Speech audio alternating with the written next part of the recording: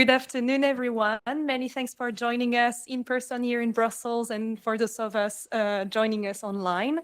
Very glad to welcome you as part of the European Food Forum to discuss the Green Claims Directive and legislation surrounding sustainability claims in general. My name is Caroline Clou, and I will be moderating today. But just before I start introducing our hosts, we will have a few opening remarks and our panelists. I wanted to set a bit the scene and provide the context on the discussion we will have today. So some of you might have been there in 2020 when the European Commission commissioned the study on sustainability claims, and they took some samples of claims out there. And out of those samples, they realized that more than half were whether vague, misleading, or unsubstantiated from a claim standpoint. So it was really the basis of their thinking when they decided to propose a first directive, so directive empowering consumer for the green transition, which is now finalized, which will be applicable as of September 2026.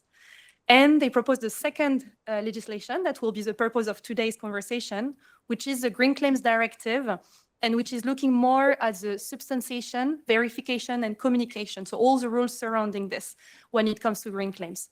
So today, the purpose of the two panels we have will be really to discuss that legislation and see what are the opportunities and challenges it can bring, both from a consumer standpoint, but also from a food business standpoint.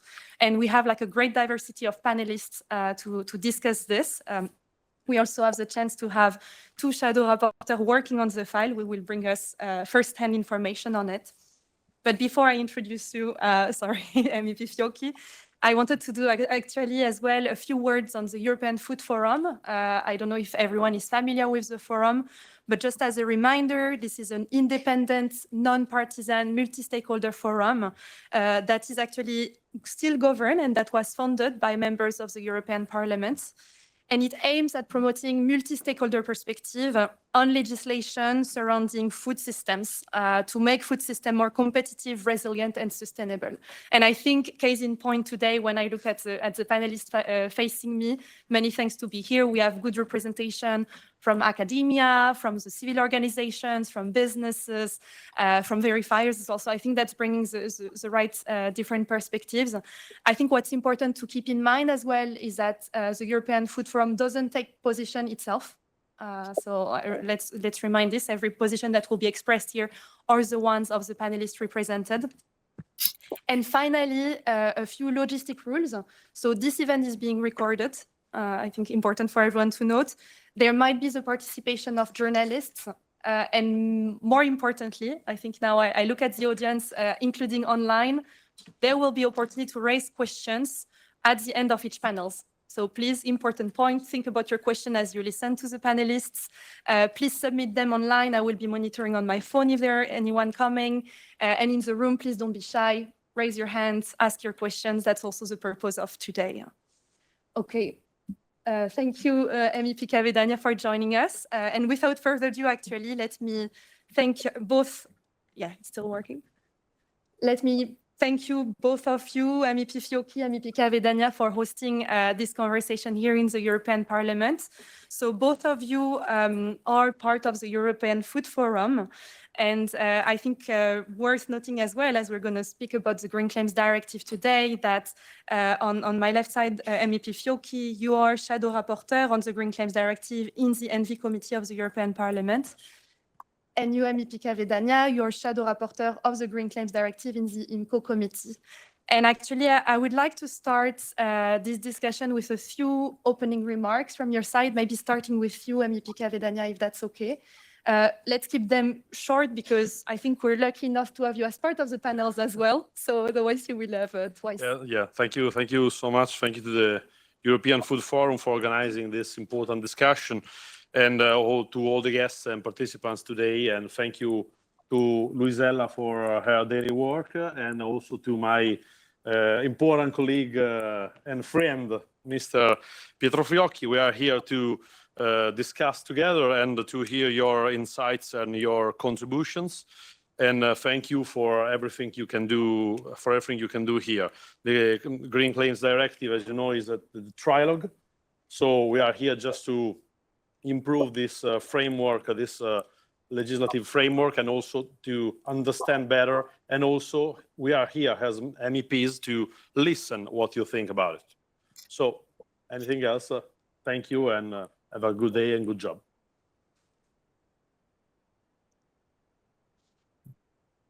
Many thanks, MEP Cavedagna.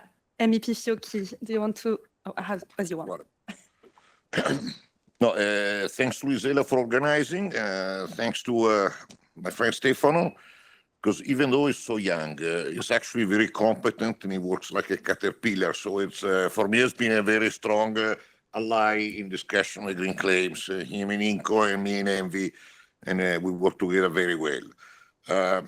Green claims obviously is a topic of today, but we have to remember that we have also other little things like deforestation, like the inability of Europe of imposing the same restriction to the extra EU producers, causing increasing cost and in bureaucracy for our companies and not for the extra EU, and so on and so on and so on.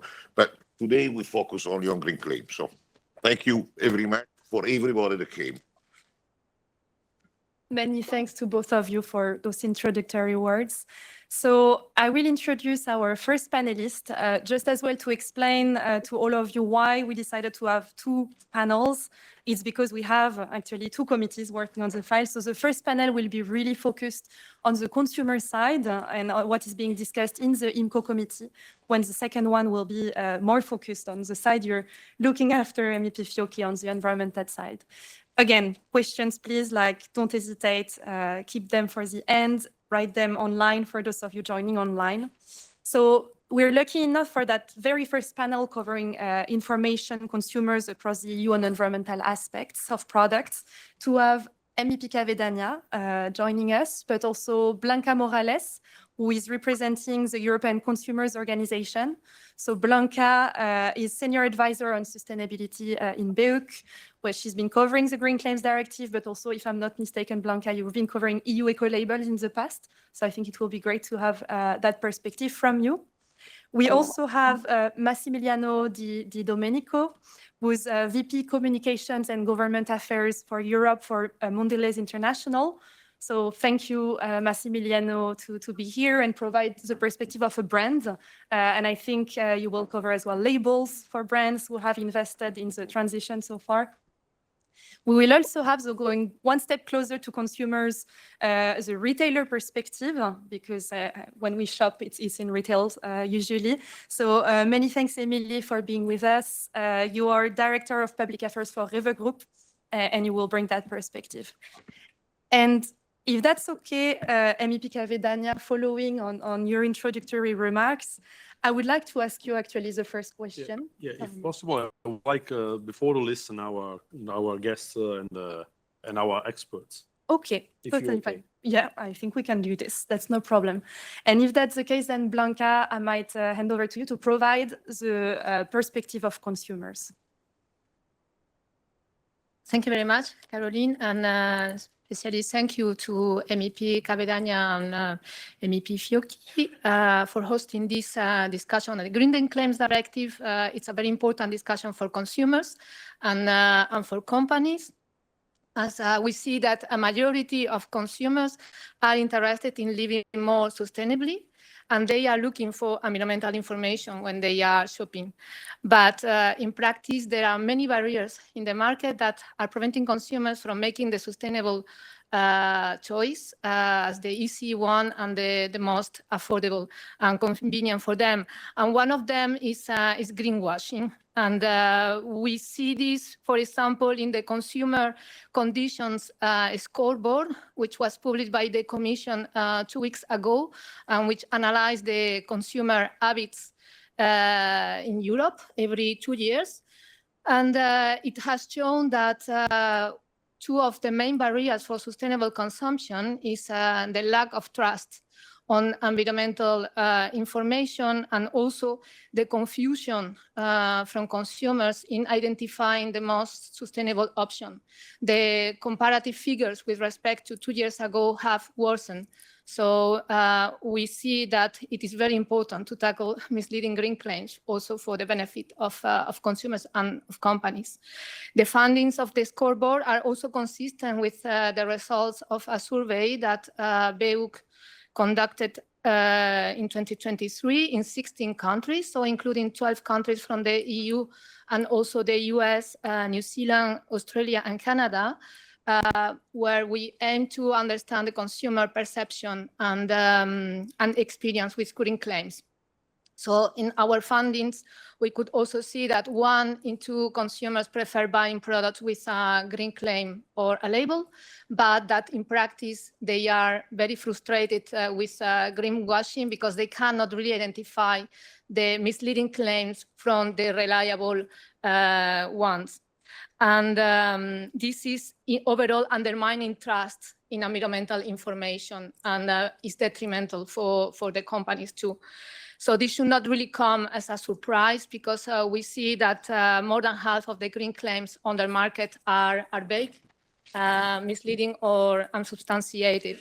So that's why we welcome in BEUC the Green Claims Directive, because the EU needs to address the root of this systemic problem of greenwashing by ensuring that green claims are verified before they are put on the market in an efficient and swift manner. But on this point, I would like to highlight that the Green Claims Directive is not really bringing completely new rules. It's complementing the Unfair Commercial Practice Directive, which already requires companies that they need to substantiate their green claims, and they need to have this evidence, need to be robust, verifiable, and independent. The problem with the Unfair Commercial Practice Directive is that it is a principle-based legislation, and it doesn't really provide clear rules for companies. Then it has also a very fragmented implementation across the different member states, because there can be also different interpretations on how the principles are applied on a case-by-case basis. And this increases the cost for companies because they need to seek also legal advice when they want to make a green claim. This legal advice brings a cost for companies, and which maybe is more affordable for bigger companies, but for SMEs, for example, it can be a challenge.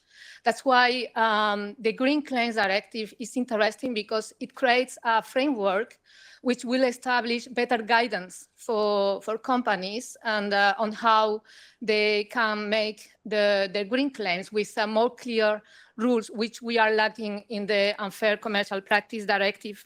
And on the other hand, because it will ensure that the claims are verified before they are put in the market, it will reduce the amount of false claims, which ultimately are creating some sort of pollution or noise on green claims, and are making the claims from reliable companies, the ones that are engaged in sustainability, less meaningful for consumers, because consumers do not trust the claims, or there are so many that they don't know which one are really more reliable, so companies cannot really stand out before other companies that are making false claims. So that's why in BEUC, we believe that the Green Claims Directive is a win-win for consumers and for companies.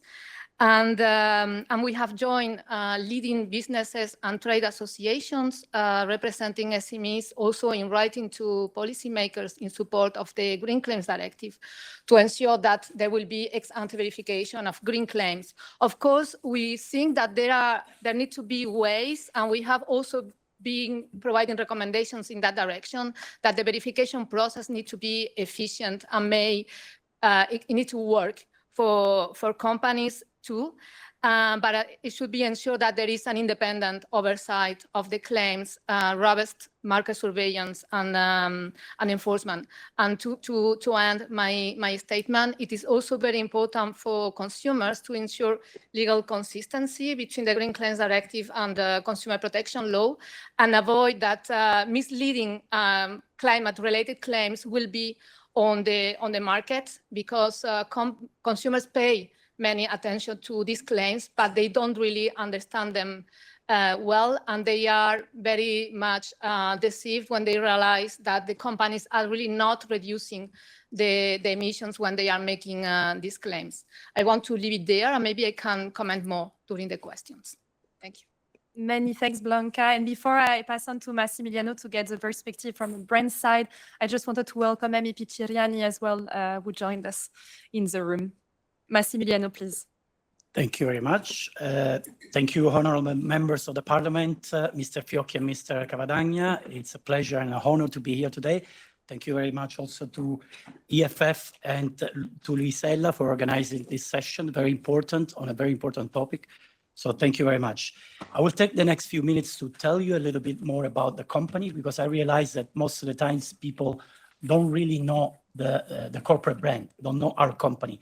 When we talk about the brands of our products, everybody knows us, but not everybody knows Mondelez. So I'll take a couple of minutes for that. Then I will touch on two major flagship programs which are relevant for the topic we are discussing. And I will not go into a great level of details. Maybe I will use some slides that you can see with a key point, and then I will close with our views on this regulation. So first of all, Mondelez is a true multinational, but with a very strong presence in Europe. We always like to say that Europe is very important for us, but we're also very important for Europe. In Europe, we employ 33,000 people, and 36% of our global net revenue is generated in Europe, which is equal to 13 billion euros. We have more than 55 plants, 7 R&D centers, and we have only in the last 5 years, we've invested 1.8 billion euros in our manufacturing sites across Europe. So this gives you a little bit of a general picture of who we are in Europe. Let me touch now on these two major flagship programs. One is called Harmony and one is called Cocoa Life. Obviously, there are two programs which are focused on the major ingredients that we use in our production. And the first one is Harmony. We have started this program in 2008, in the beginning with just a small number of French farmers. And today, this program has developed so much that we are partnering with 1,100 farmers across Europe in 7 European countries. I don't know who is controlling the slides, but if you can please go to the next one, that would help. It's a unique program which combines scale with a signature local partnership approach. Approximately 99% of the wheat that we need for our European biscuit production comes from this program already since 2023. Just to give you an example, this is the claim that we use in one of our most famous products in Italy, and it's Harmony. So all the wheat in this product comes from European farmers. It's important also to say that every year we have more than 270 audits conducted by independent and certified organizations, so we can guarantee the complete compliance to the Harmony Charter. The ambition is to keep growing this program in 2030 and to keep being audited externally by independent and certified organizations. And we will focus more on 3 main areas. One is the environment, with a main objective to mitigate the climate and reversing biodiversity loss. The second one is supporting all Harmony farmers all across Europe. And the third one is demonstrating the value of this program to our consumers. Keep building trust with our consumers, which is a very important topic that we heard from the previous speaker. Cocoa Life is the second program, and it's much more focused on cocoa, and it's a global program.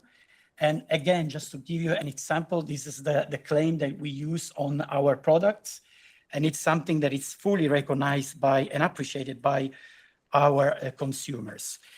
Cocoa Life, you can click in all the different points of the slide so that the slide is fully covered, please, is basically a program that works very much in partnerships with farmers, especially in those countries where cocoa is grown, mainly in West Africa, but not only.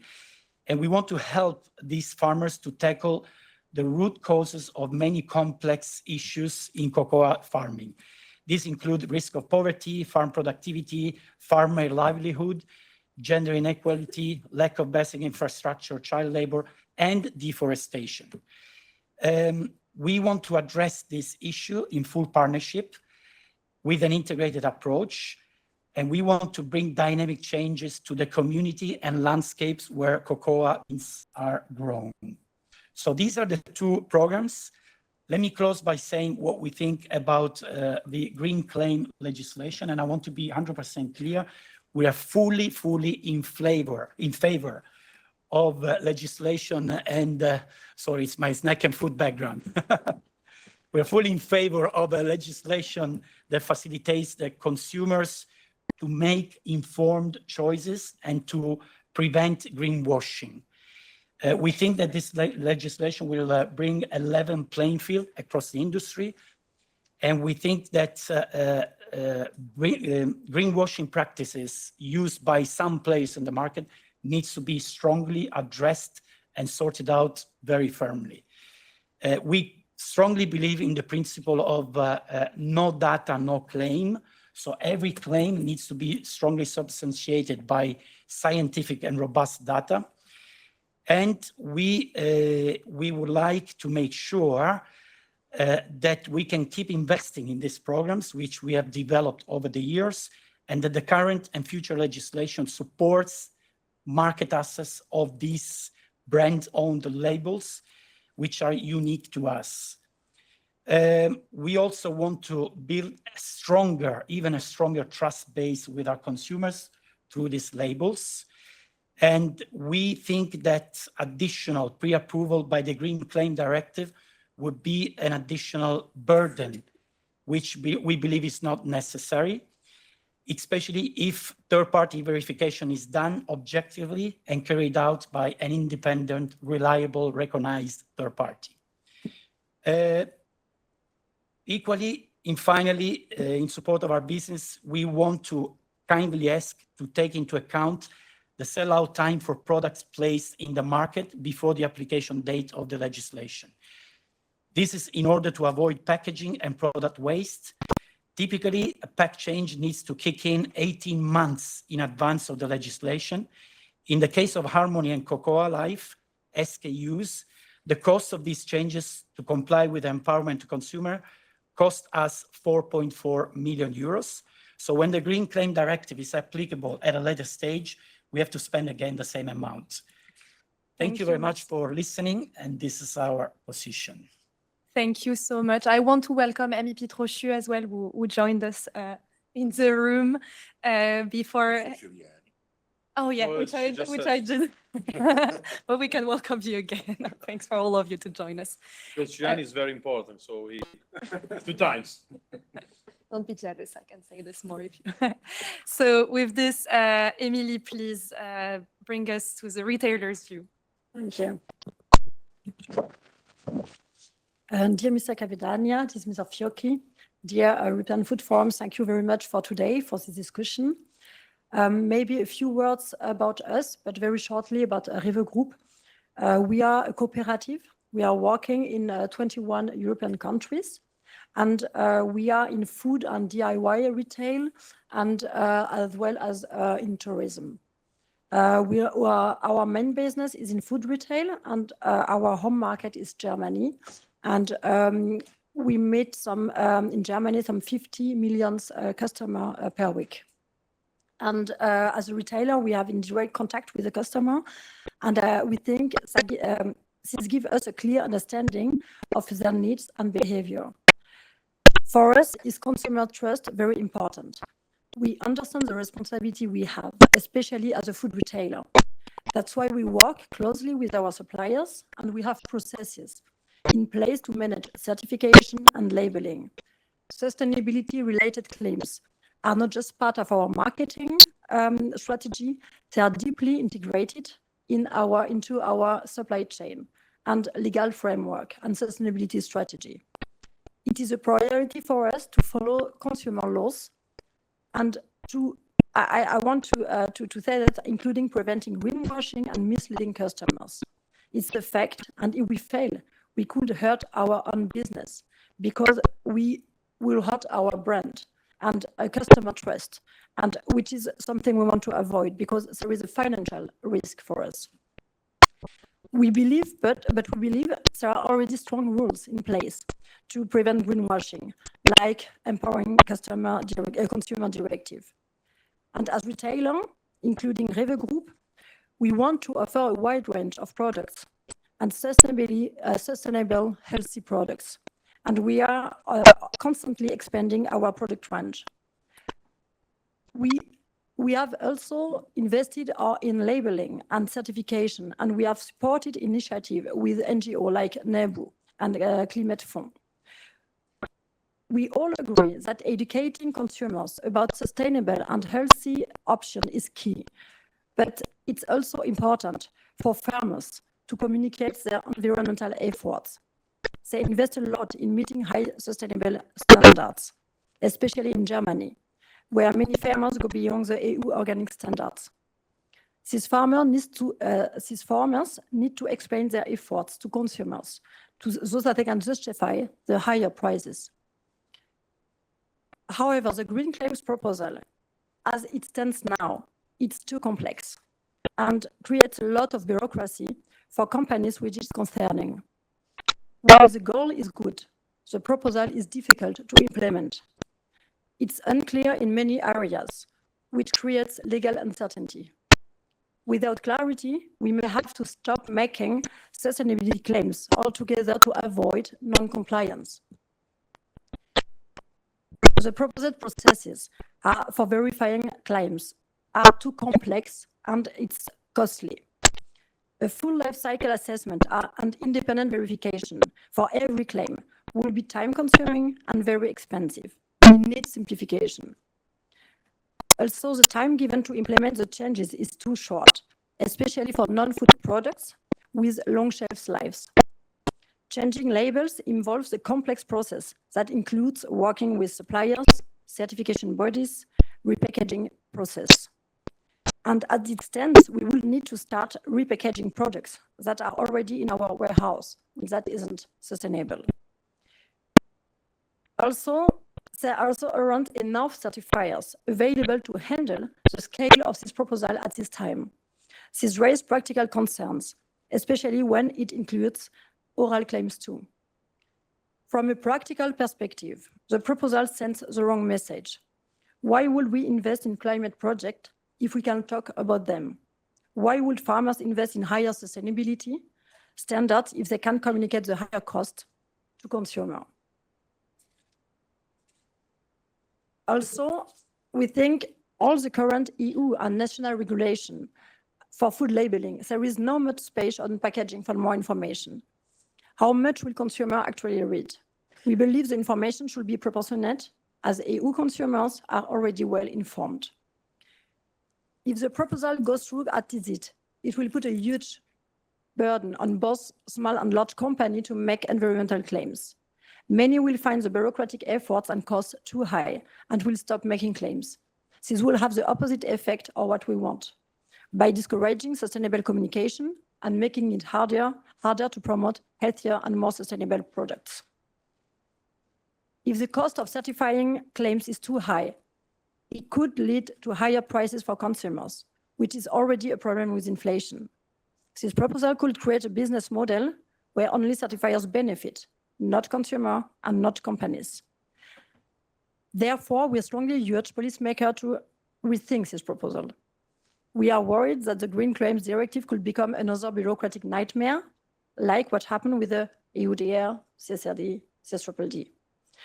Given the Commission's current focus on reducing bureaucracy, we believe it will be a good idea to withdraw the proposal in its current form.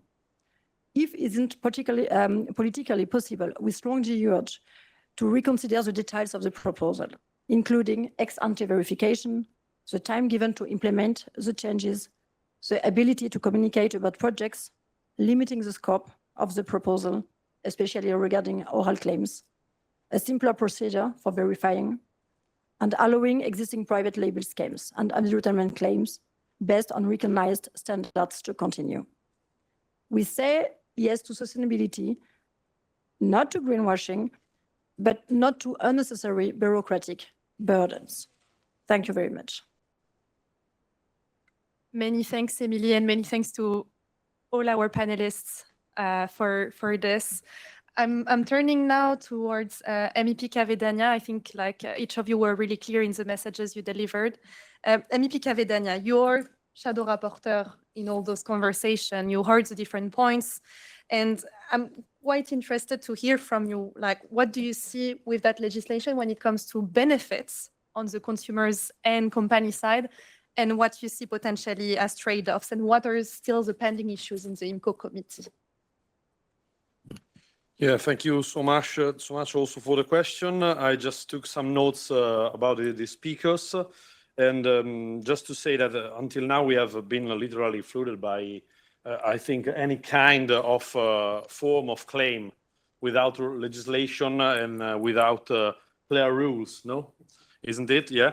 Blanca Morales, for example, underlined the importance of avoiding the greenwashing, as somebody after said. To be clear, we want to avoid any kind of unfair competition. We would like to be clear and to have clear rules for the businesses.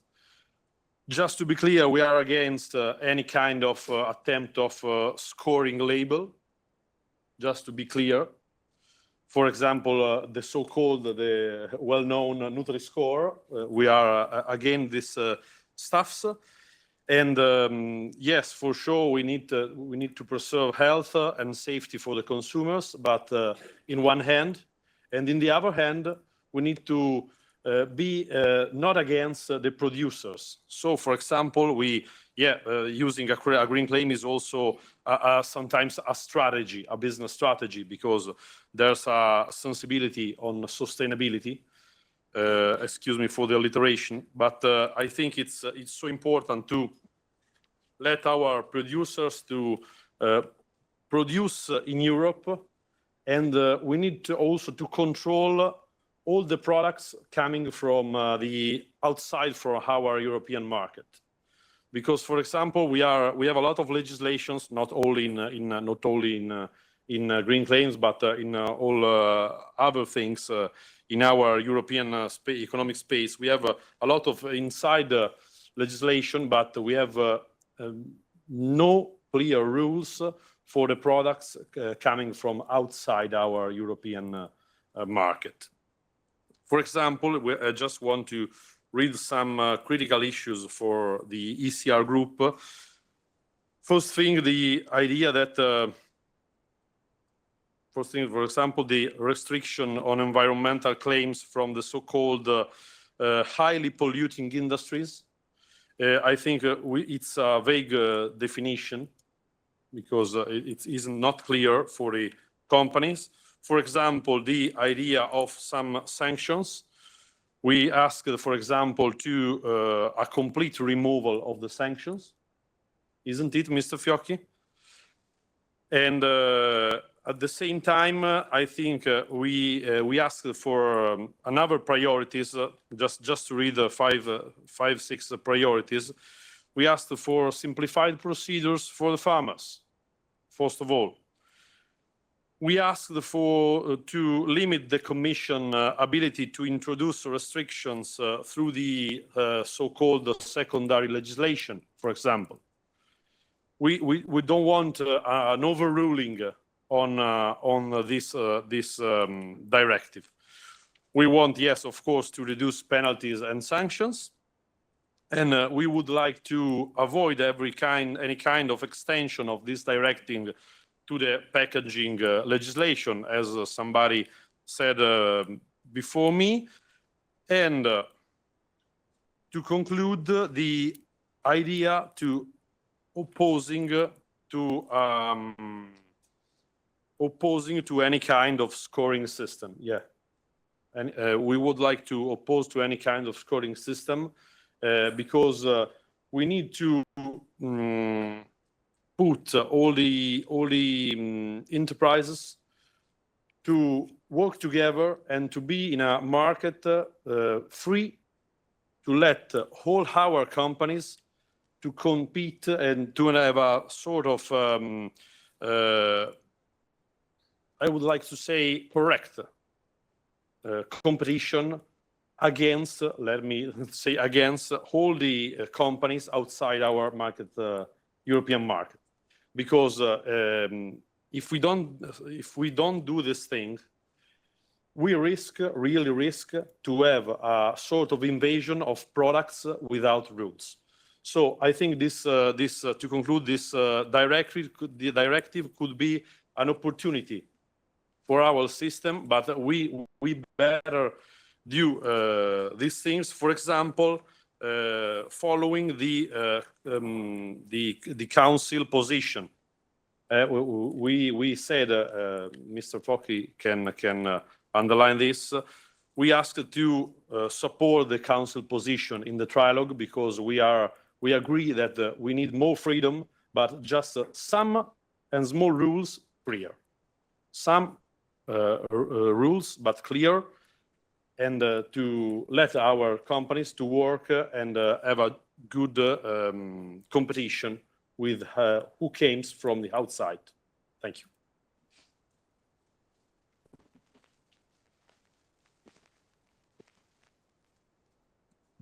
Thank you, and thank you to every panelist here.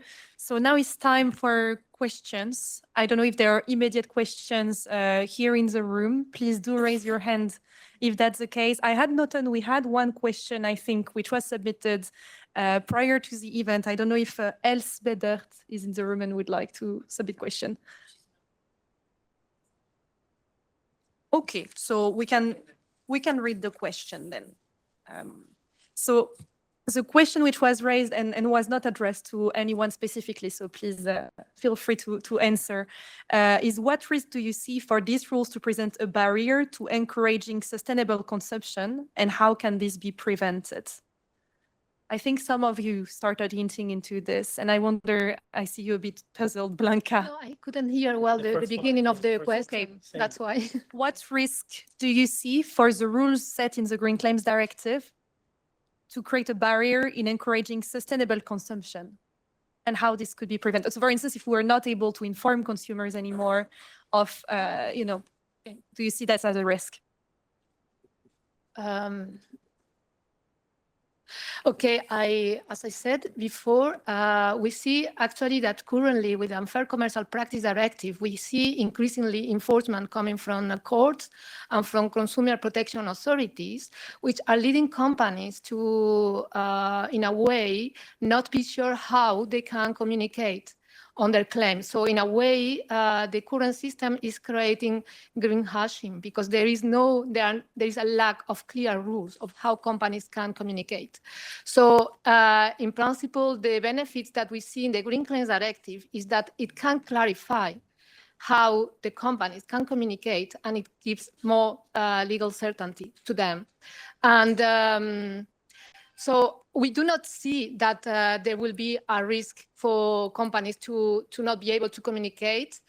What we see is that it is necessary to simplify the way it is implemented. And I think that the European Parliament actually introduced very interesting provisions in simplifying the verification procedures, which perhaps can also contribute to reduce the obstacles with respect to the use of environmental labels.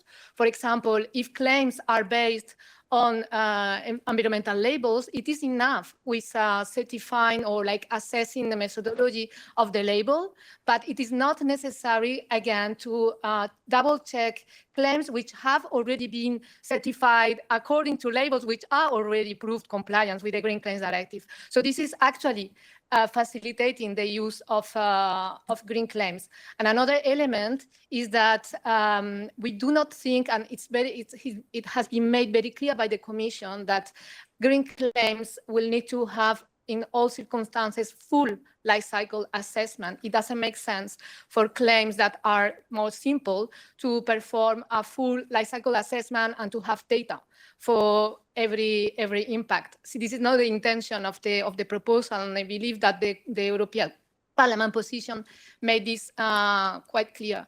So in theory, we consider that the Green Claims Directive is bringing actually the contrary.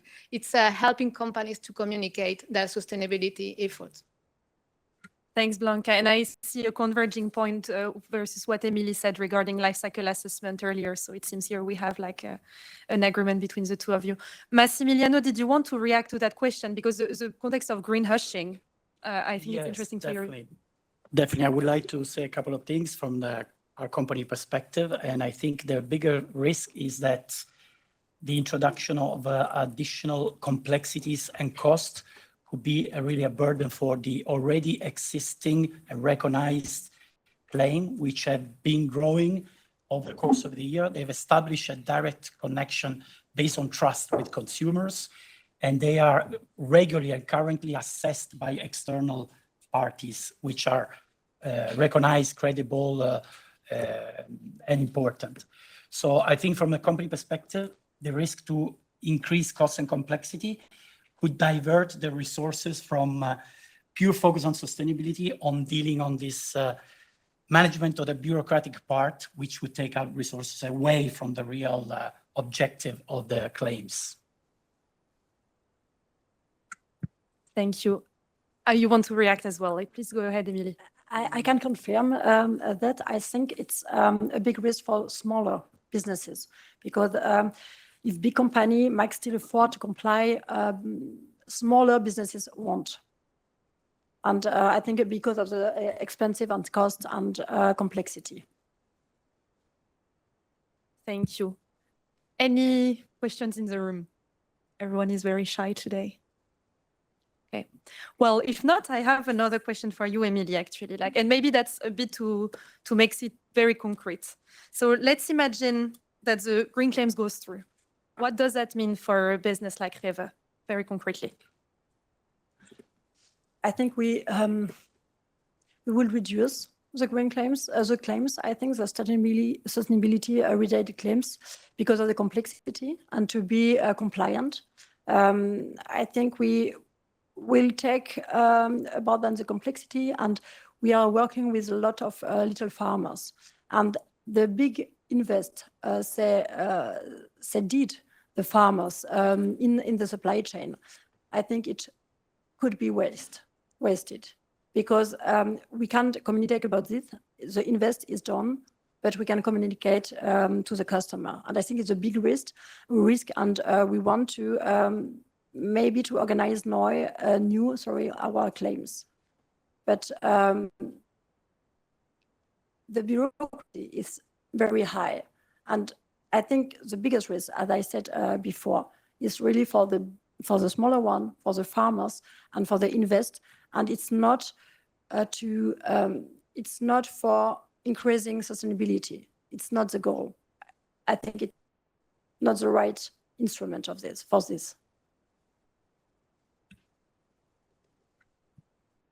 I don't know, Blanca, if you wanted to react to this, because I'm thinking it's quite interesting, the tension you brought in saying effectively the Green Claims Directive could be an opportunity as well for businesses. Do you have an answer to what Emily just said with that lens in mind? Because, from what you were describing, you really see an opportunity there.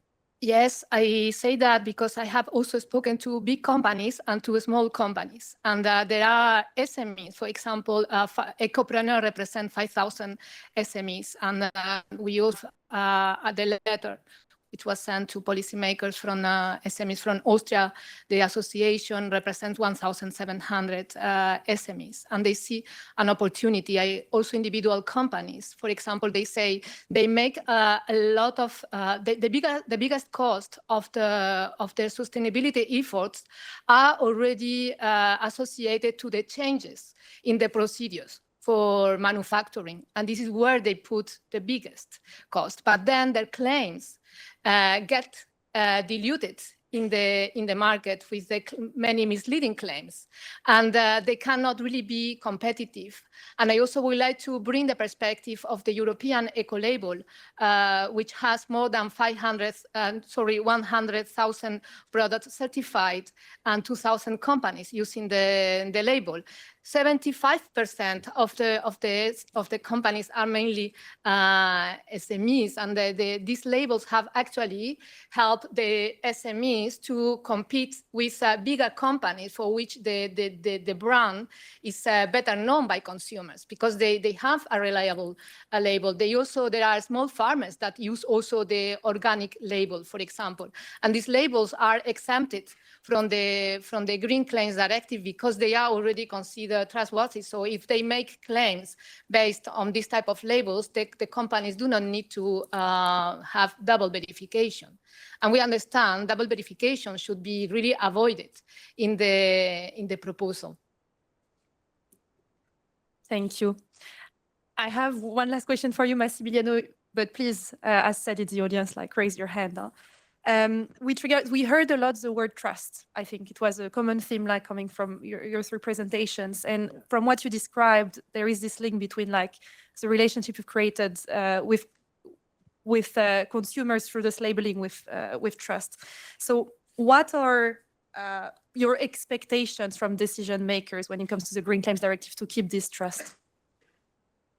Yeah, thank you for the question. It's a great question. If you allow me just a reflection very briefly on what I heard before, which makes totally sense. I'm fully aligned with both reflections, but I would invite everybody not to underestimate the impact of cost and complexity for big companies too.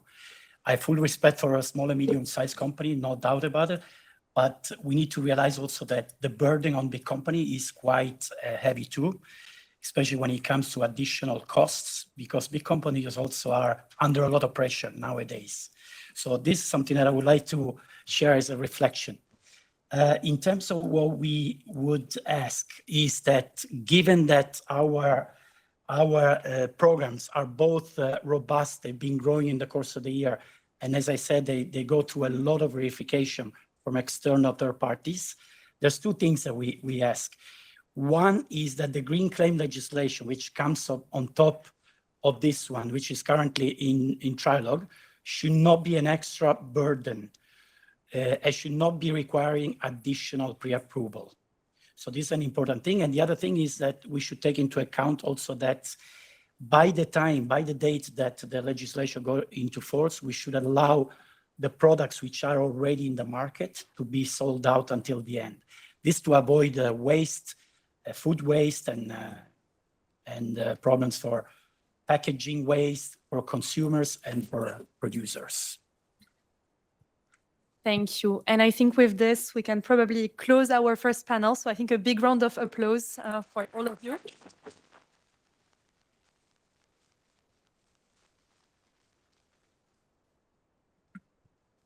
Thank you to all of you. And we're going to introduce the second panel. So please, for the audience, like think about your questions as we'll speak through. So the second panel, well, first of all, we will have MEP Fiocchi. So also with fresh information from the Parliament as part of the trialogue negotiations. We're also joined online with Professor Siebe de Vries, who is joining us from Utrecht University. So Siebe de Vries is Professor of Public Economic Law, is an expert in the green and digital transition and what it means for the single market. So he will bring us like this academia perspective, which we're looking forward to hear. We also have the chance to have John Newton with us. John is director at the Carbon Trust, and the Carbon Trust has been the verifiers of many products in the past years. So you can bring this first-hand experience, not only of verification, but also labeling, if I'm not mistaken. And finally, we will have Agnese Ruggiero, who is the Senior Manager, Climate and Food at Food Drink Europe. Food Drink Europe being the organization that represents the food and drink industry here in Brussels, not only big companies, but also SMEs. And I think worth noting, I think it's a point you put, Agnese, in your note, that the food industry, food manufacturer is the biggest manufacturing sector in Europe when it comes to employment and turnover. So thank you. So with this, MEP Fiocchi, are you okay if we open up the floor with you, or would you like to listen first? Whatever Okay, then I way have. you prefer, I don't care. Perfect. Then I might have a question for you to kick off, because that second panel is about understanding the potential trade-offs and synergies that there can be between, on one side, environment protection, and on the other side, competitiveness and innovation. Okay. So in the conversation you're having as shadow rapporteur on the Green Claims Directive, how do you perceive that balance between, on one side, environmental protection, and on the other side, competitiveness and innovation?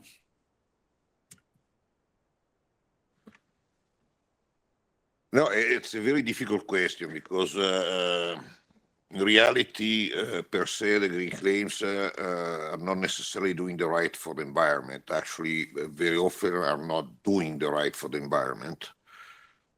So you need to actually study case by case. In terms of being competitive, I'm not so sure.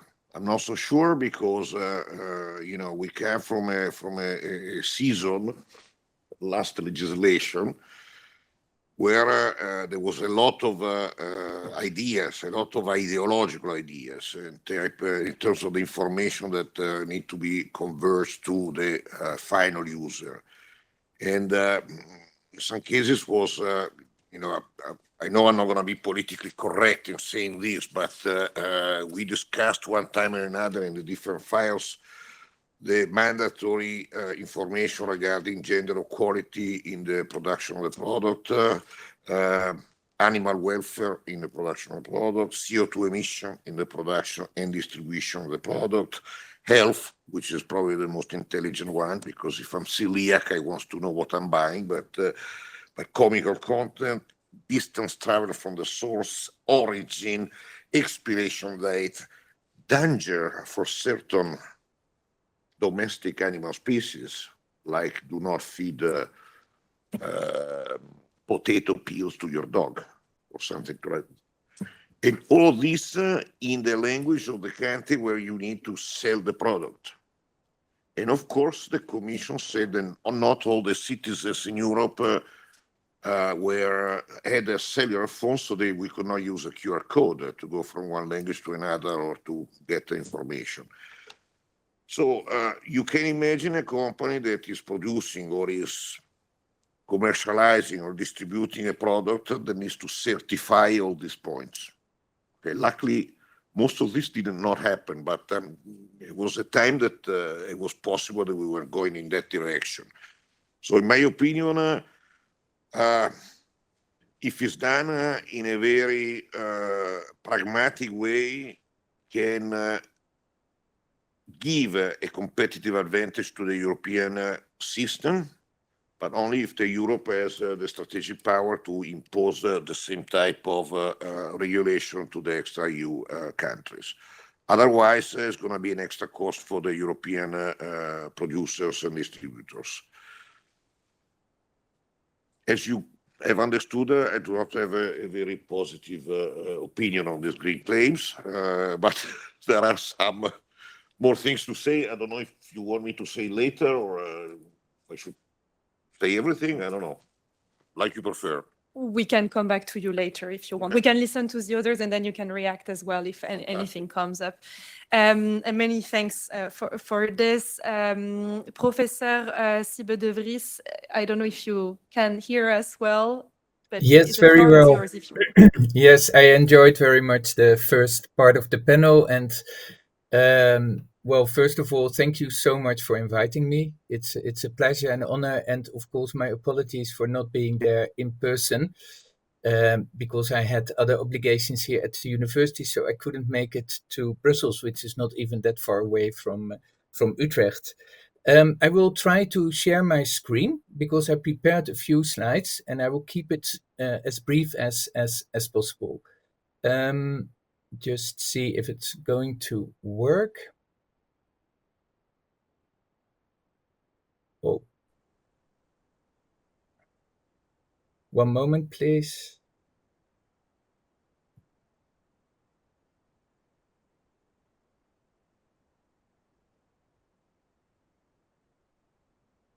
If you need the help, we can ask to Joseph. No, okay, done. I think it's working. Thank you. I'm sorry, it always takes a bit of time. Apologies for that. So once again, many thanks. And I have prepared a brief presentation whereby I would like to focus in the end on balancing these different interests that the Green Claims Directive, its current proposal, seeks to achieve. And the first part, I will focus on why actually should the European Union regulate green claims. The second part, what are the aims of the current proposal? That gives us already some kind of understanding. Leading up to the third part, how are currently the different interests balanced and how could they be balanced? And I would like to conclude with some kind of closing statement that we might take up during the discussion. So the first part, the need. So taking a step back, why should the EU regulate green claims? Well, first of all, of course, because it follows from the Green Deal and the promise to deliver also on the Green Deal. And then I would also like to refer to the treaty context, wherein environmental protection requirements and sustainable development and sustainability are important objectives, requirements, aims that the EU should achieve. Think about Article 11, for example, the important integration principle in the Treaty on the Functioning of the EU. Article 3 of the TEU referring to sustainable development and also a high level of environmental protection.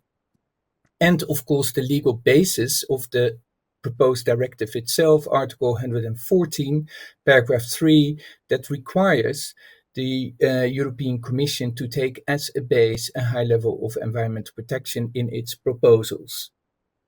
Now, more specifically, of course, the need to adopt either a directive or a regulatory instrument, to put it generally, relates to the fight against greenwashing, which was already mentioned during the first panel. A practice where companies give false impression of the environmental impact of their products or services. And the fact that it is impossible for consumers to assess whether they can rely on green claims. Now, furthermore, this problem of greenwashing may be enhanced looking, for example, at competition law and rather recently adopted guidelines for horizontal cooperation agreements where companies can collaborate, which I think is a very good thing. I'm very much in favor of these guidelines to pursue sustainability goals. But at the same time, it has been noted in legal literature, but also by competition authorities, that this may facilitate greenwashing. So we need a strong regulatory framework next to this to combat greenwashing. Now, and then thirdly, we have different now national approaches when it comes to green claims. And this, of course, also calls upon the EU to come up with a more common, a clear, and a stricter framework. So looking at the goals then of the Green Claims Directive, its proposal is, and you talked about that during the first panel, of course, the role of the consumer, first of all, and also enhancing this role of the consumer to establish a green internal market. Now, the concept of consumer, of course, has been very much discussed. discussed subject to case law of the Court of Justice, in consumer protection legislation, a consumer who is reasonably circumspect, provided the consumer has sufficient information, he or she can make well-informed choices. And we also know that the concept of consumer is increasingly contested. But we see that consumers increasingly, and this was also mentioned during the first panel, make conscious decisions, are aware of the sustainability and environmental impact of products and services. So sustainability conscious decision making is very important, and that is also what this directive seeks to achieve. At the same time, and this was also mentioned, of course, consumers are overloaded with information. But that is precisely, I think, that the Commission mentions in its original proposal that certain practices, certain green claims should therefore actually not be allowed.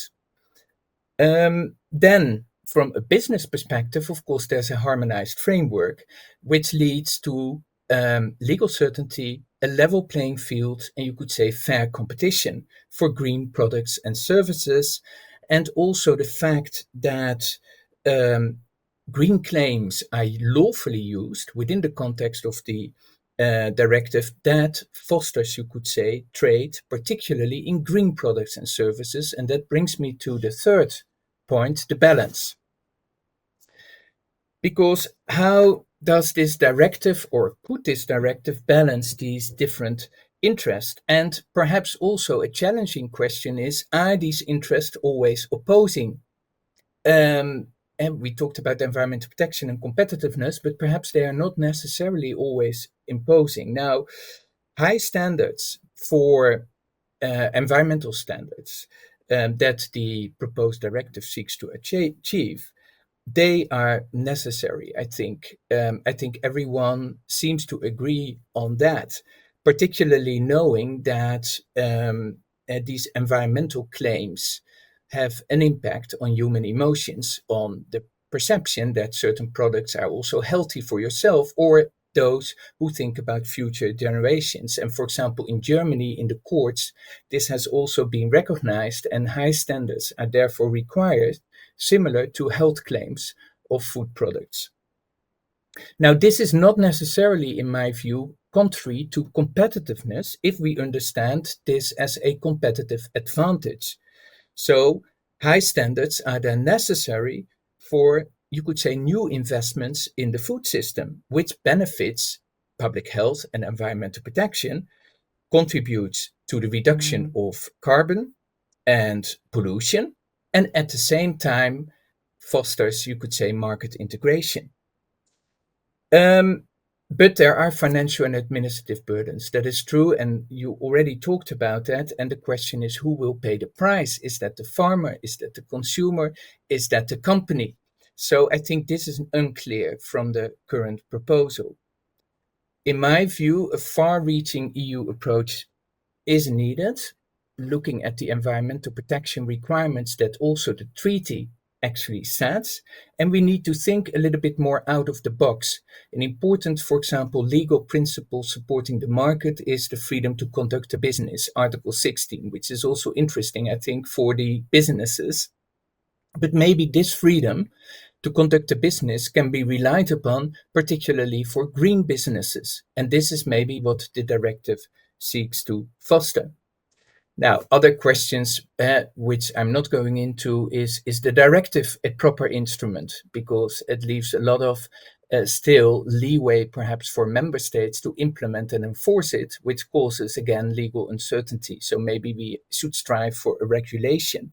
And what about experimental rules at national level? Because the directive is not really clear whether it's maximum harmonization or not, but it seems to be. So my last statement, I hope I didn't take too much time, is the strict regulation of green claims may lead to a high level of environmental and health protection and to competitive advantages, and then in between brackets within the EU internal market, because we have not really talked about the global food security. Thank you very much. Many thanks, Sibylle, for that perspective. It's always good to bring like the academia perspective in this type of debate. Now I would please like to hand over to John, yet another perspective, this one from verifiers, because they have a big role to play in the Green Claims Directive, the way it is framed right now.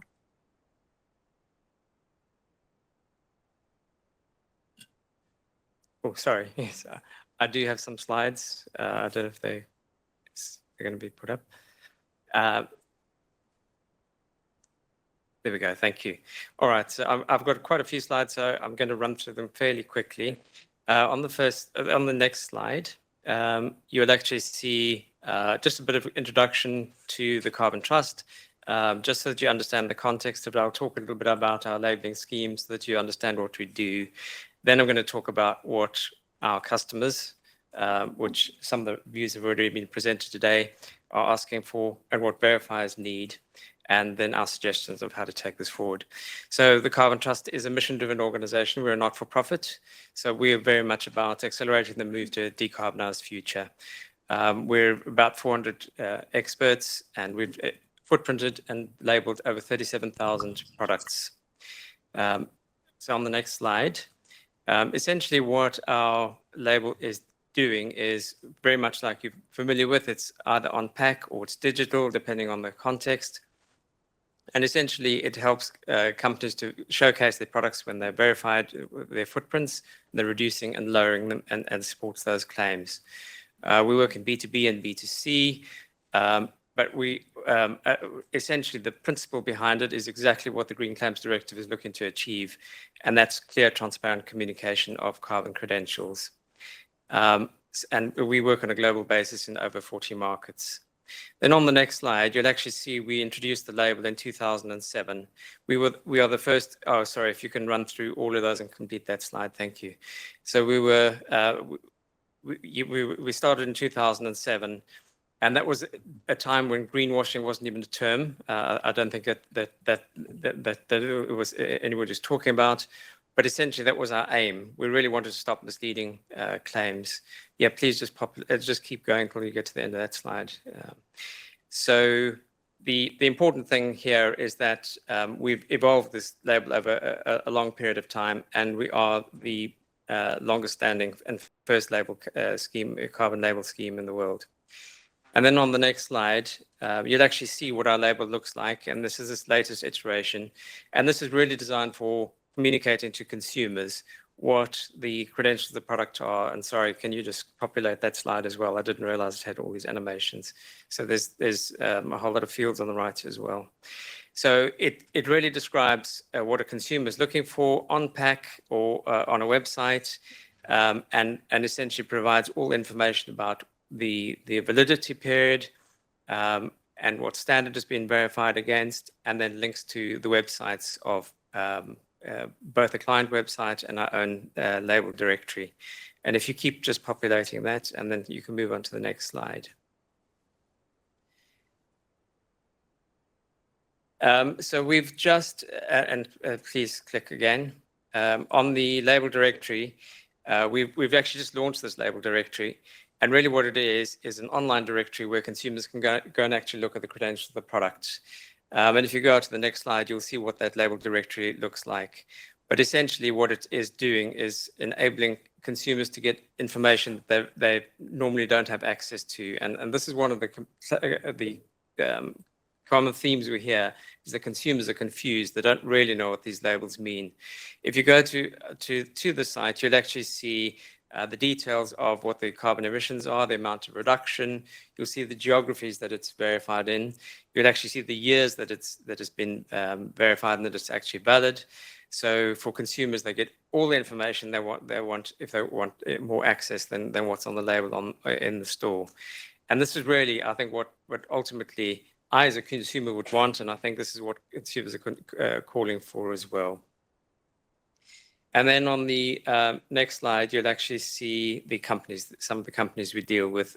We deal with hundreds of food producers.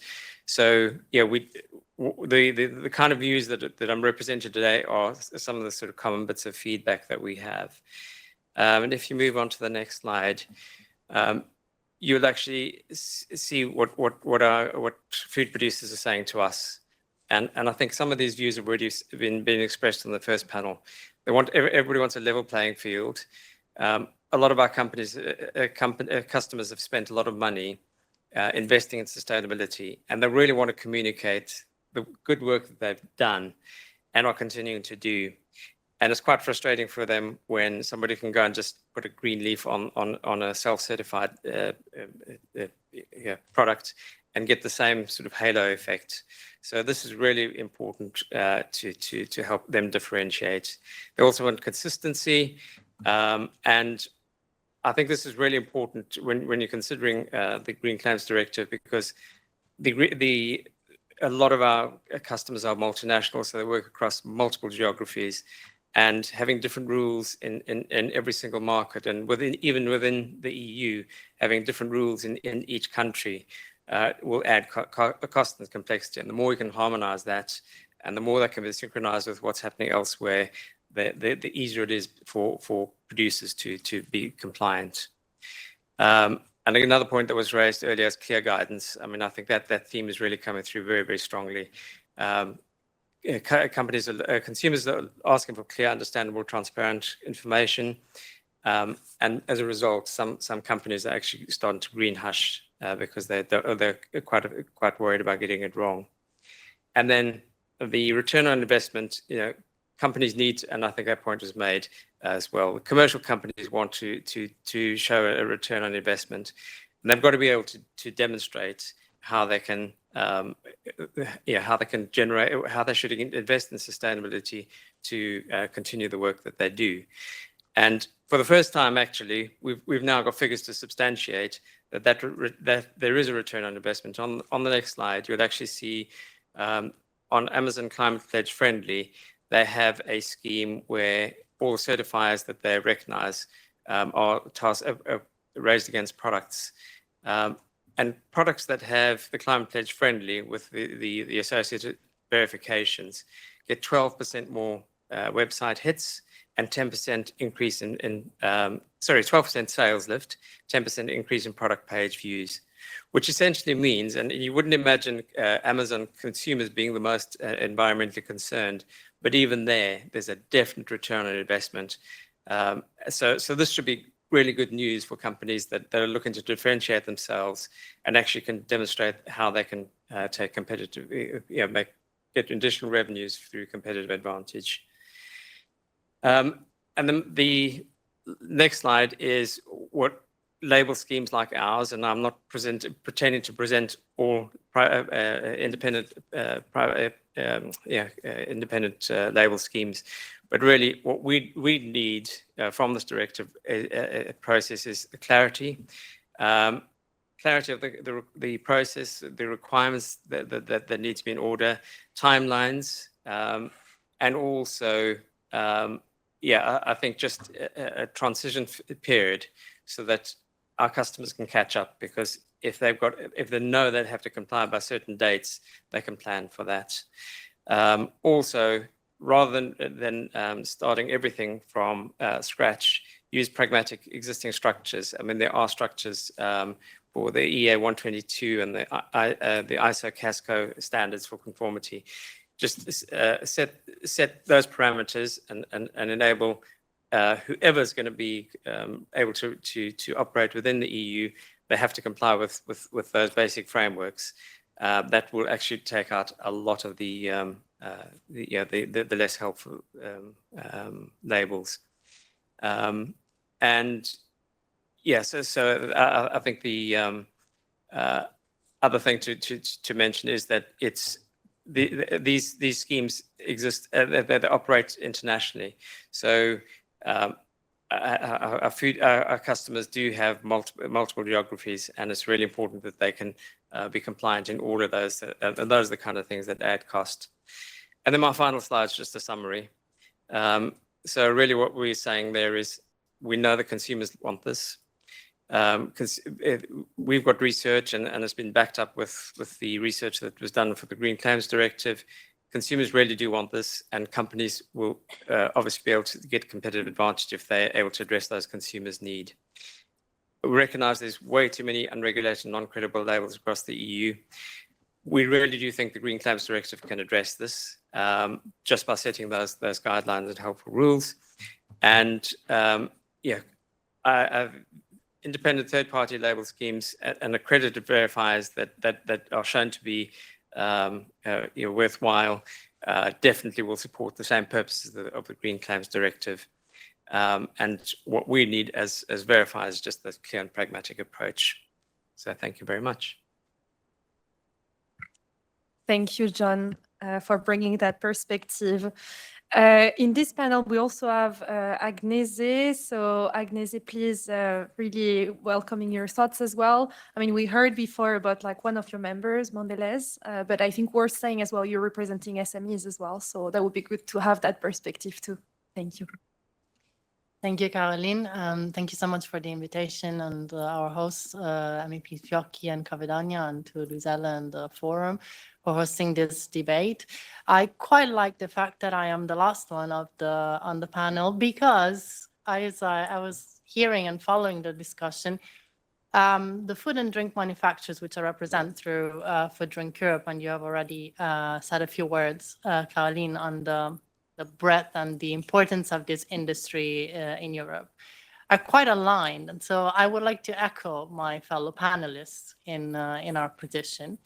Because first of all, if you look at the question of our panel, environmental protection versus competitiveness innovation, they don't need to be mutually exclusive.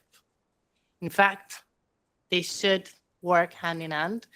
And of course, we're looking at the wider geopolitical context and the regulatory framework, but the Green Claims Directive has also the power to make it easier for business to further their commitments and actions to sustainability and safeguard and further also their competitiveness and continue investment in innovation if it's well designed, in a sense. And you, in the current trialogue negotiations, have the power to help design it in a way that will continue providing an incentive for business to invest in more sustainable practices, and also showcase their efforts and commitments and results to the consumer, and with a European framework to increase their trust in the brands and in the products that they consume every day, both from big businesses and smaller SMEs. The food and drink industry is already committed to the sustainable transition. There are various actions that the industry is taking and investments that they're making in reducing their environmental footprint and also responding to consumers' demand. As Blanca outlined, consumers are interested, and their choice between products is also informed today by the sustainability of the product. The industry is already investing in different actions that are in terms of sustainable agriculture or energy efficient technology, renewable, reducing food waste. It's all already ongoing, and the Green Claims Directive regulating the voluntary claims and providing a framework that is the same for all EU member states can actually trigger a positive cycle of continuing these investments and providing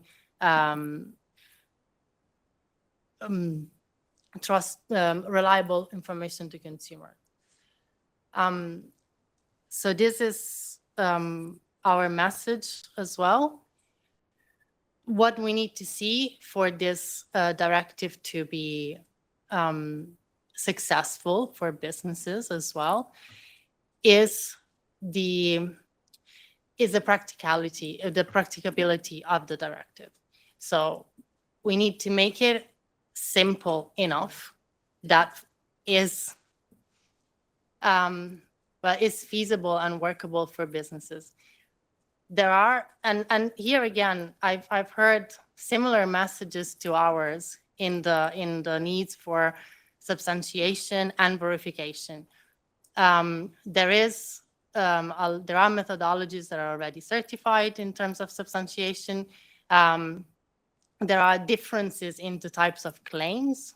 From the environmental perspective, we have claims that are simpler and some that are more complex. Not every claim needs to be treated the same. Not every claim needs to go through long and costly life cycle assessments.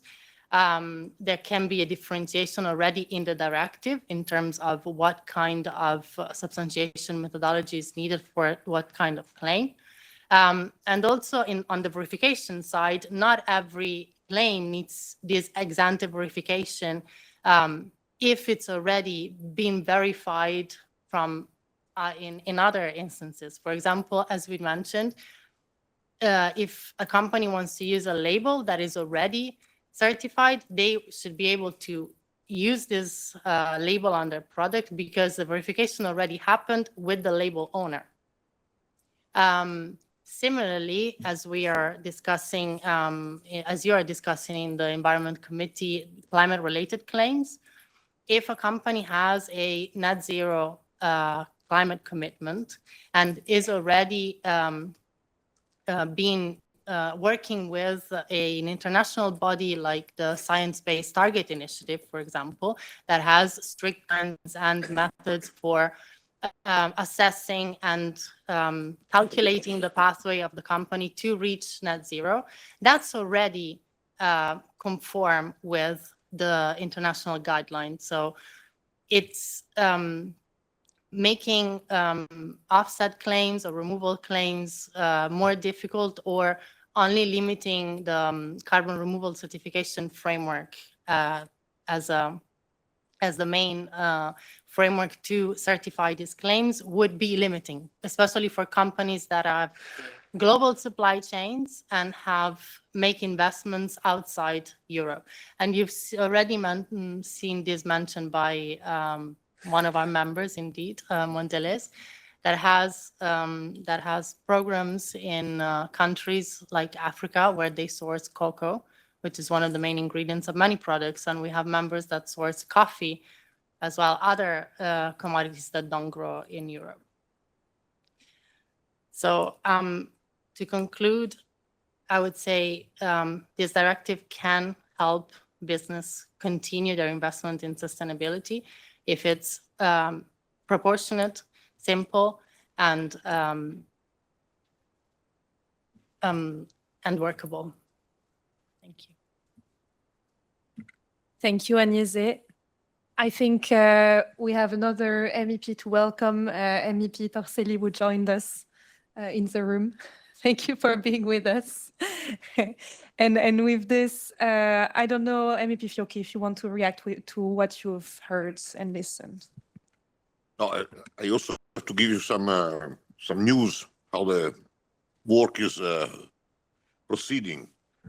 But first of all, the main objective, very well, you already said it, preventing and eliminating the phenomenon of greenwashing. But here you already have a question for Professor De Vries, but also for Dr. Newton.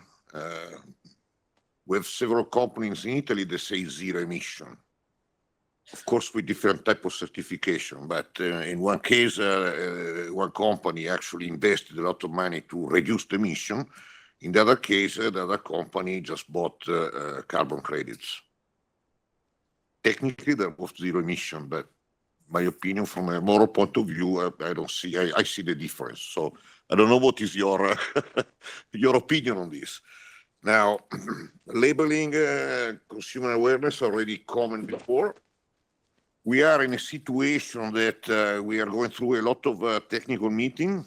The final trialogue will start on April 24th, so 1 month.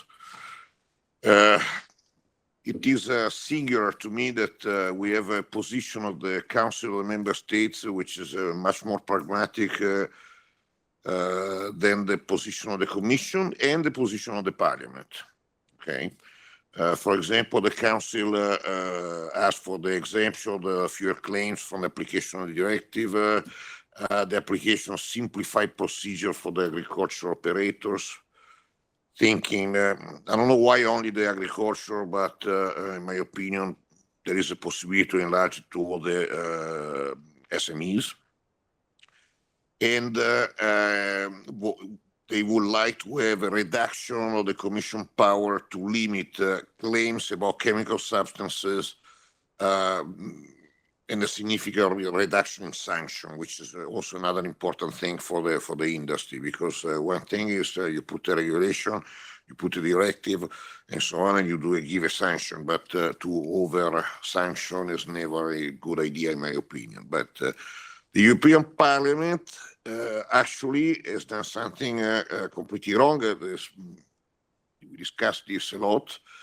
But because they extended the application of the directive to packaging, so generating an overlapping with the packaging and packaging waste regulation. Okay, this is probably Professor De Vries that can teach me, but we noticed a lot of overlapping between last legislation directives and regulation, and I would like to avoid with all my strength that we start getting confused between packaging regulation, CLP regulation, green claims regulation, deforestation regulation, and so on and so on and so on, because otherwise it's going to be a nightmare for the company to try to apply all this regulation if they do not say exactly the same thing. Okay. What else? On the Commission power to apply restriction, the Parliament wants to actually increase the Commission power.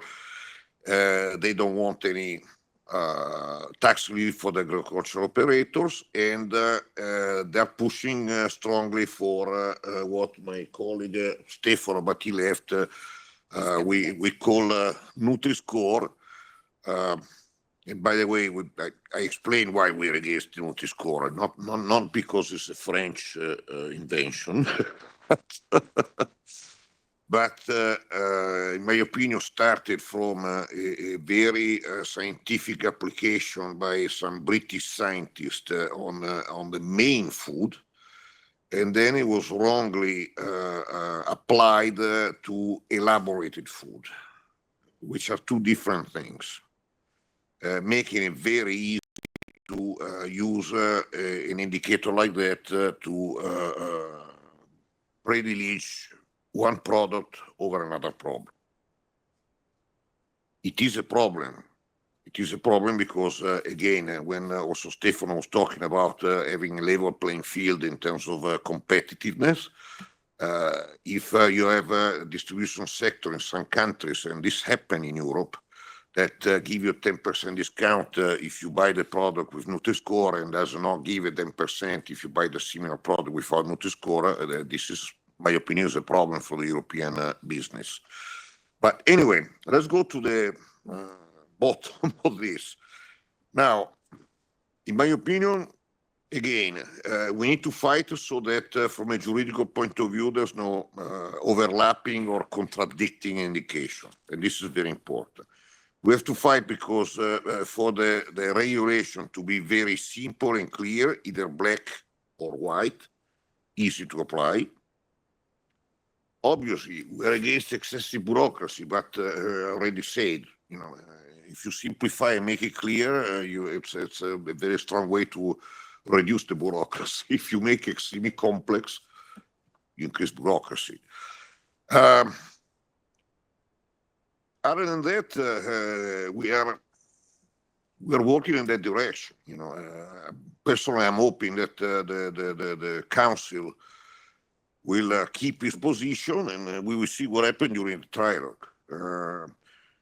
I already asked a question about the zero emission to Newton and De Vries, but I also have another question for Professor De Vries, that what he thinks about this juridical conflict between different European regulation and directive, and also the complication in applying of the green claims starting as a directive with the possibility of a reception by the single member states in a different way, state by state. So making it de facto something that is not anymore a European wide application.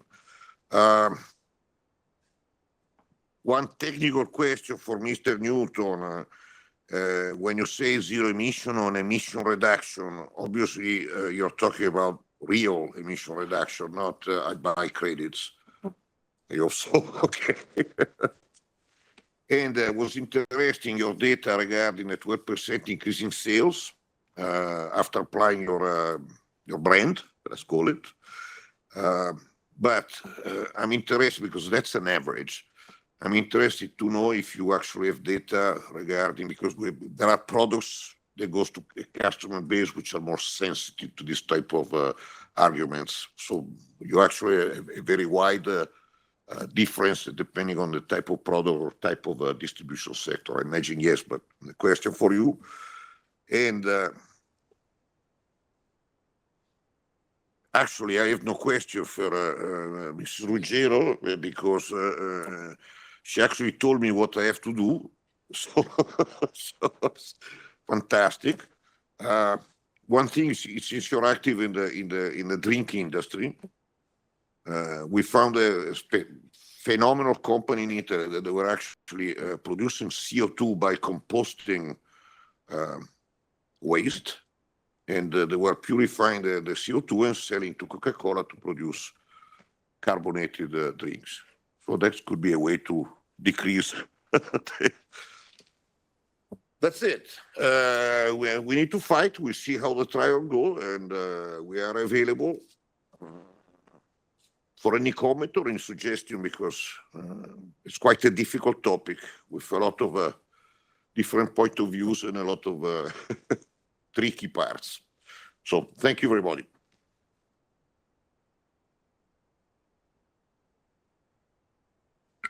Thanks, MEP Fiocchi. You're making my life easy because you have raised the question, so I will just need to distribute them. So thanks for this.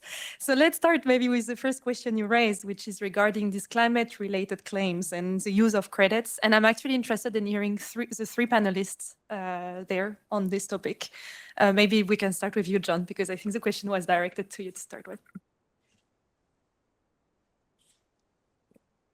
Yes, thank you for the question. And I think you've raised a really good point. And it's something that we don't support. We don't allow companies to make zero emissions claims unless it's literally because it's come out of it's decarbonized the value chain. And there's very few products. Cork products might be one of those exceptions. But generally, everything has an impact. And we're really clear on when we provide the label to customers, we're very clear on the communication as well. And I think that is a very misleading one, and for exactly the reasons you mentioned. If you just invest in a whole lot of offsets, you don't care about what the impact is. But I think the Unfair Practices Directive already addresses some of that.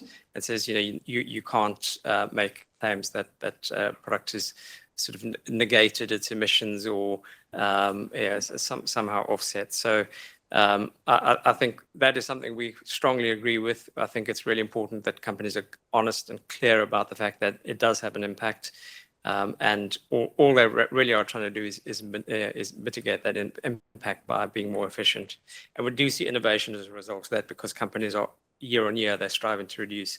So our main claims are really about either a reduction claim, so it's reducing year on year, or it's a comparative claim.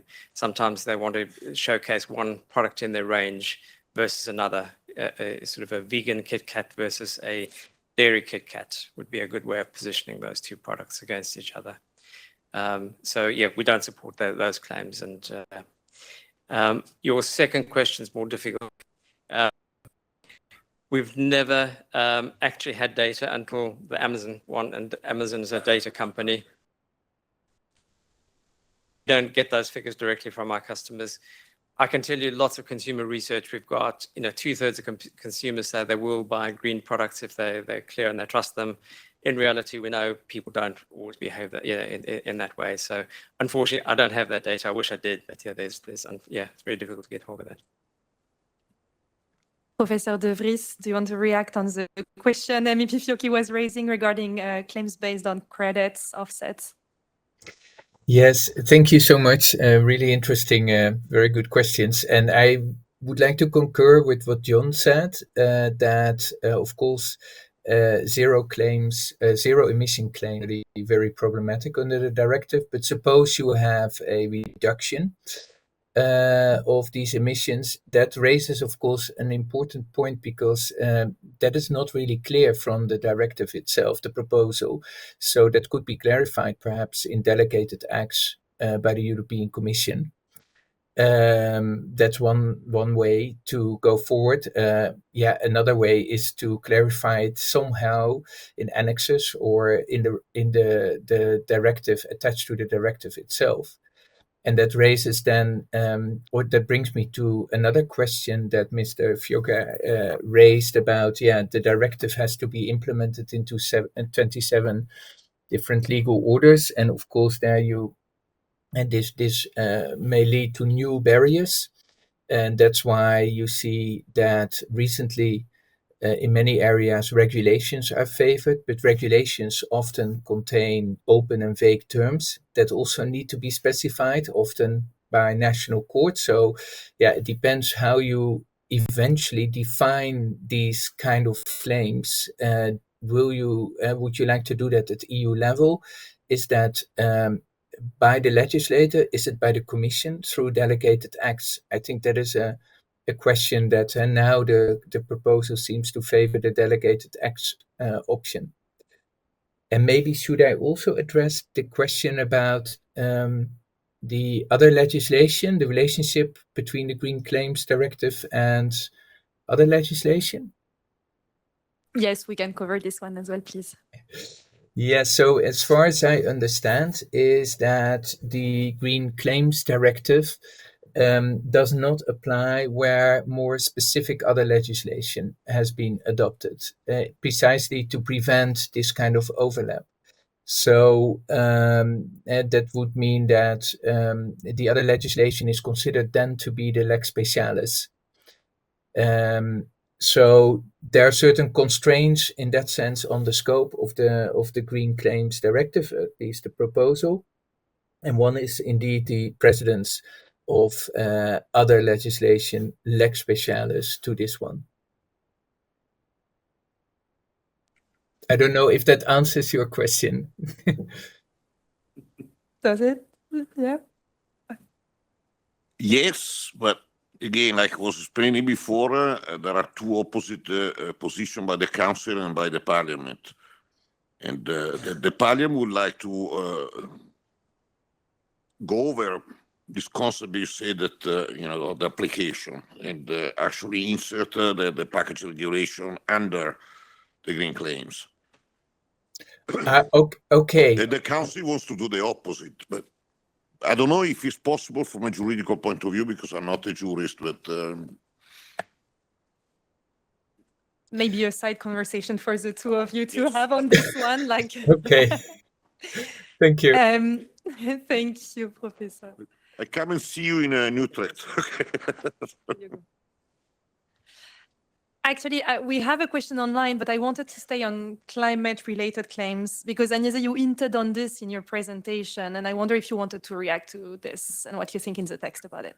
Yes, absolutely.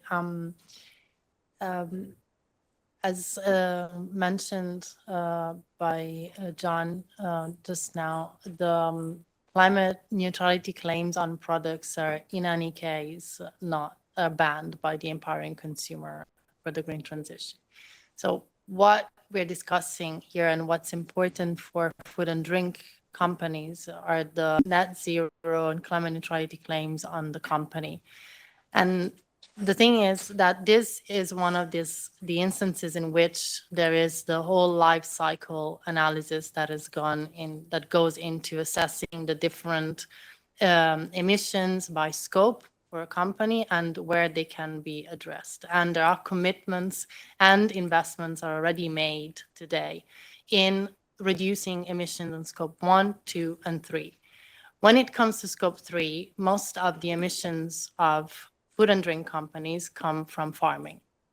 So there is a really clear and direct link between food companies and the farmers that they work with, and they purchase their products to then process in finished products. Investment in more sustainable agriculture, regenerative agriculture are already happening today, and they have to be seen in the full context of the commitment of the company to achieve the climate neutrality target that is also enshrined in law in Europe. This requires projects on the ground, but also certification of these projects. And it doesn't only limit, like these projects are not only limited to Europe because of the commodities that come from other geographies that do not grow in Europe. And that's why I made the example of the cocoa and coffee. There are many projects on regenerative agriculture, sustainable, against deforestation, for example, that are happening in geographies where these commodities grow, which are primarily Africa and Latin America, and also Southeast Asia. So the possibility for a company to showcase and to, in their path to more sustainable practices and net zero, is to continue their investment in these projects also outside Europe. And there needs to be a certification system that shows and through which companies can show these projects and this the way they use to also reduce their emissions overall at company level.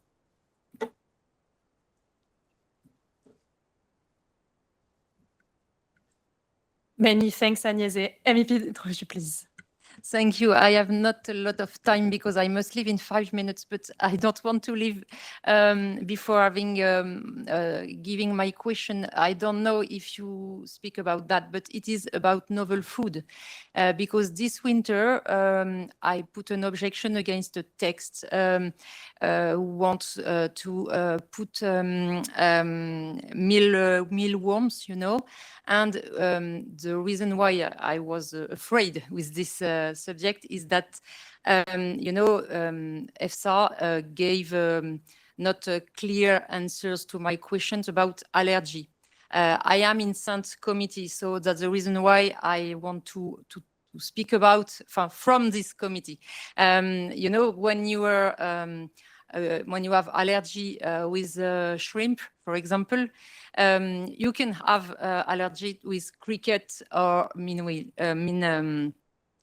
So when you are the consumer and when you see that on packaging for bread, for example, you have maybe letters and numbers, but you don't understand that it is about this allergy with shrimps. So how can you do to give the right information on your packaging? Maybe it's a question for Mr. Di Domenico, because I think that the consumer will be lost, you know, with this new text, and maybe they don't know how to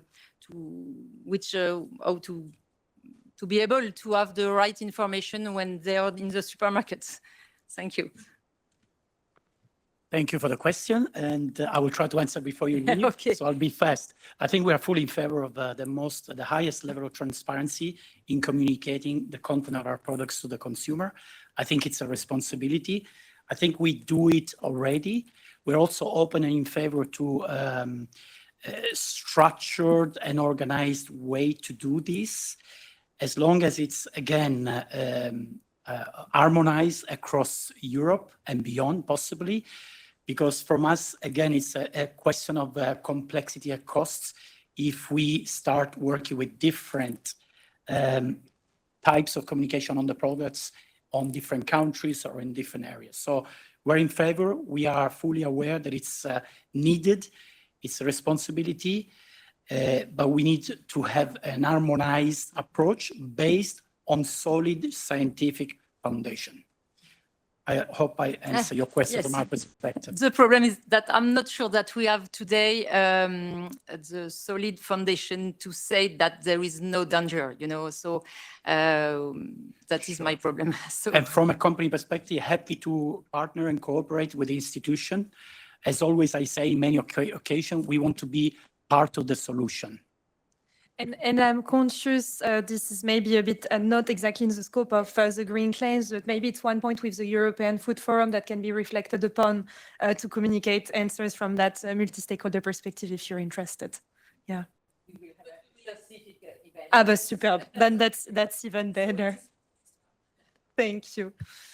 Good. Well, thanks a lot to all of you. I don't think we've applauded you actually for your panel. We have one last question before we do that though, sorry, which came from online. I realized we didn't raise this one, and which is for you, John, which touches on data as well. So maybe that will have a link with the question you raised before, MEP Fiocchi, but how many consumers on average log per month to your website to get more information? I think it's someone trying to understand, like, are consumers really doing the extra step of checking online?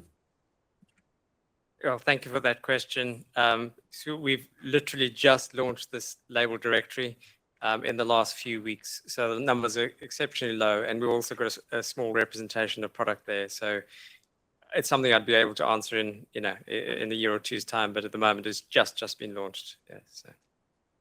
Thank you. Appreciating that you're sharing the novelty with us there. So I think now we can indeed upload this panel. Many thanks to all of you. And to the question which were raised. And that actually brings us to the closing of this session.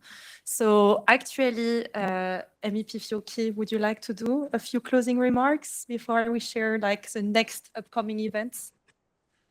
No, this is very important because I have in mind a phenomenal example that could only come from Italy. And there was a company saying, we produce in Europe with zero emission. Too bad that 90% of industrial activity were outside Europe. But they were passing this message that they were zero emission, which for me is crazy because the planet is one, it's not. You know? No, it's in my opinion, a very important objective that we need to go and follow and push for. But on the other hand, like I said before, there are a lot of danger associated to this, especially if they start making confusion between the different files and the different claims and so on and so on and so on.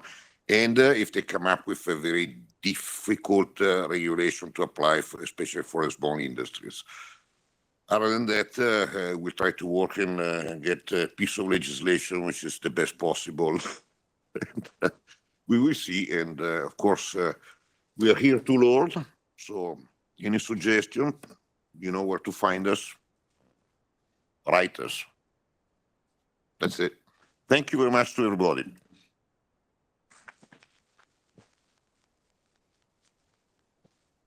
Some closing word on your side, MEP Cavedania? Yeah, thank you. I would like to thank you all once again to have contributed to this discussion.